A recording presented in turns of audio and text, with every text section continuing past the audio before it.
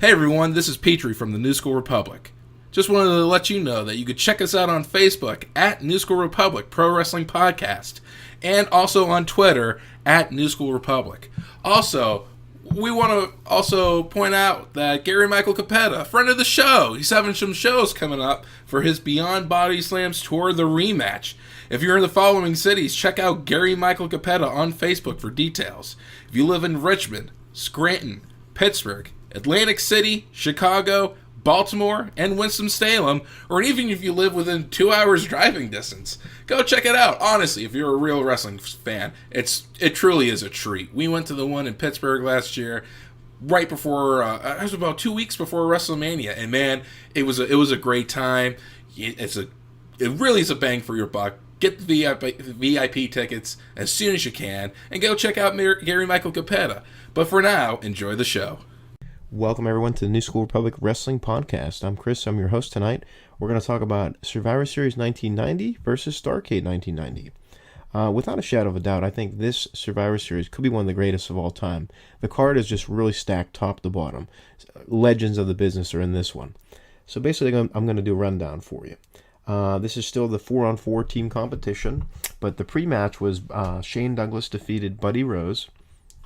I'm sure it was a decent match. Shane Douglas was just kind of kicking off his WWF career at the time, and Buddy Rose was kind of winding down his, so to speak.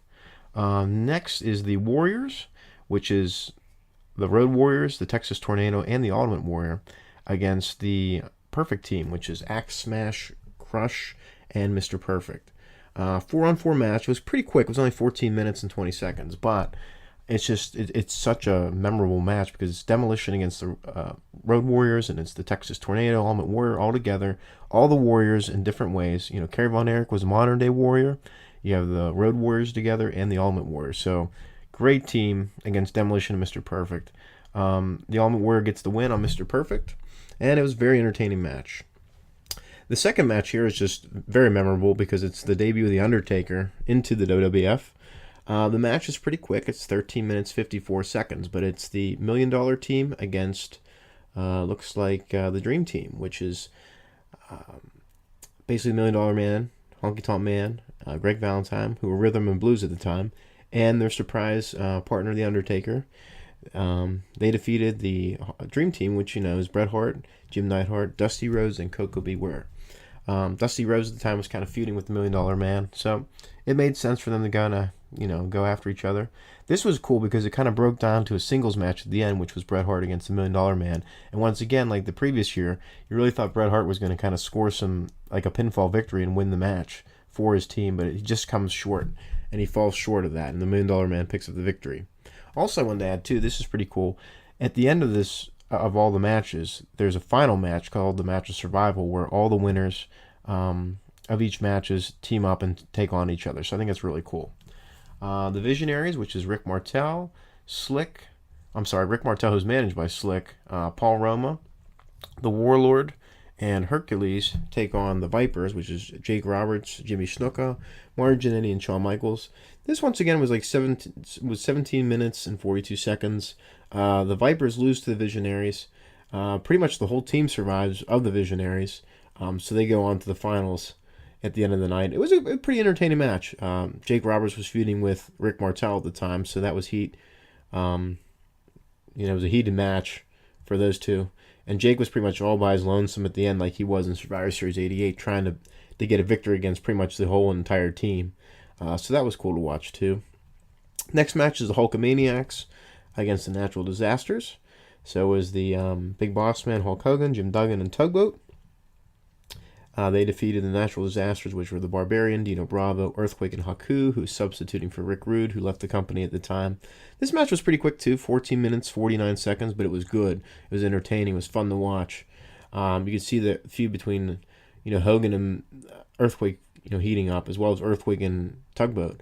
So that was really cool to see that all start to kind of take place. Good match, very entertaining, a lot of fun.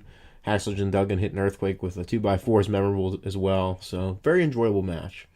Next is the Alliance against the Mercenaries. Not the best pairings, but it was an okay match. It was kind of more longer than it needed to be, I think.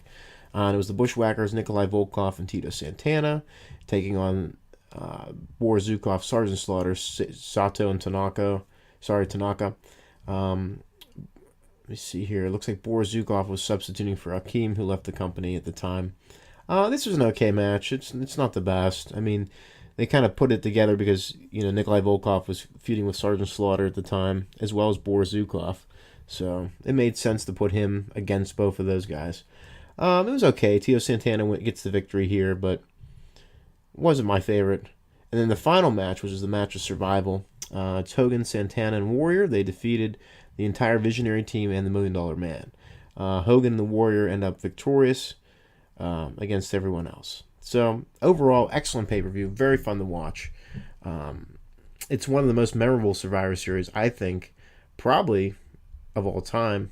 It's up there. It's like one of my top 2 or 3 favorite Survivor Series. So a great pay-per-view, a lot of fun. They also did the Gobbledygooker, which was Hector Guerrero in a turkey costume. So that was disappointing when they unveiled that, because you could see the audience just didn't really care much about it. I thought it was kind of stupid too, but whatever. It gets a whole lot of stupid here at Starrcade 90. This is just not really a good Starrcade. It's a memorable one, but it's not the best one. And I can just pretty much go over everything with you here. We're going to look at the event itself.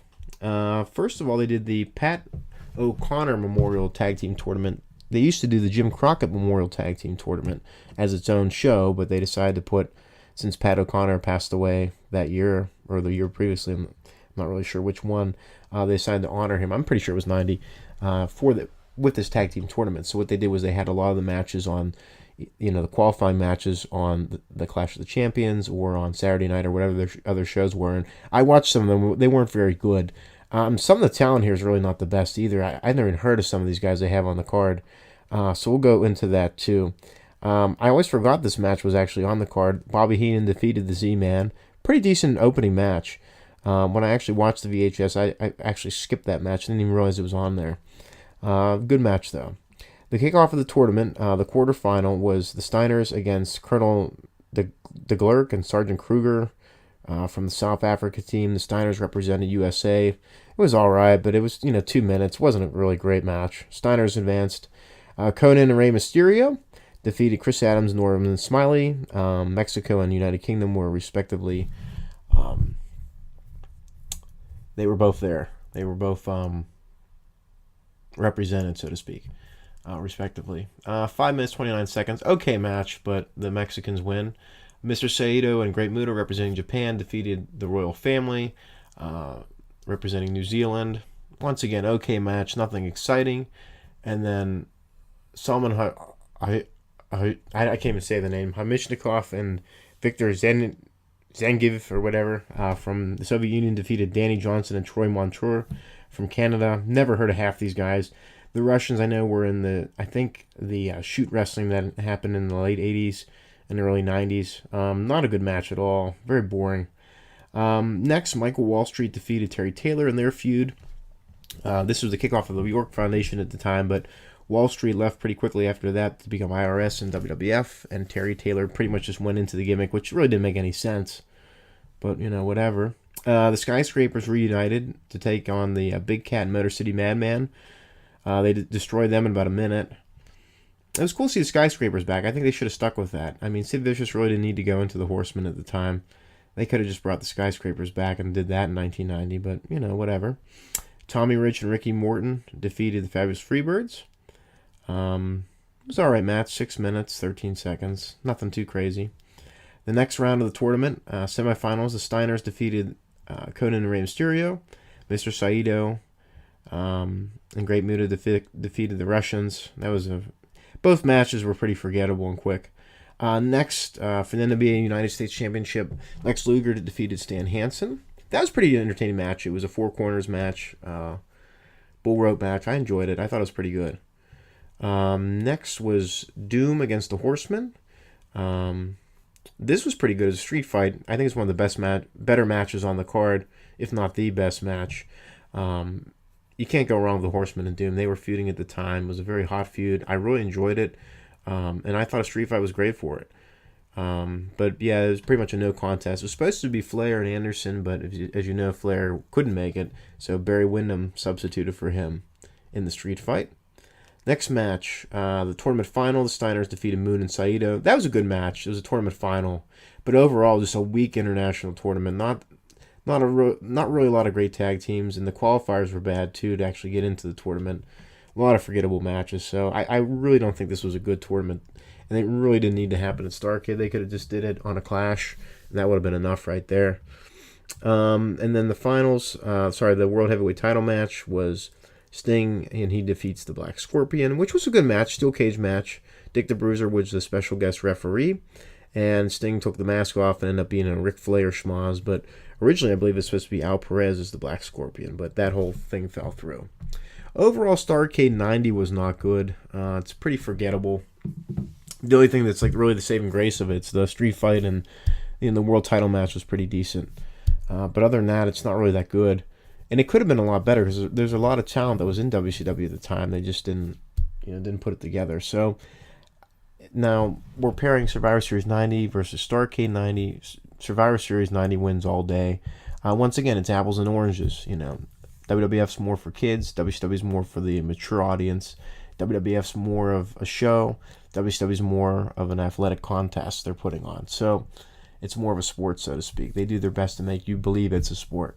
But yeah, WWF wins on this one. Survivor Series 90 wins just because it's just a better pay-per-view.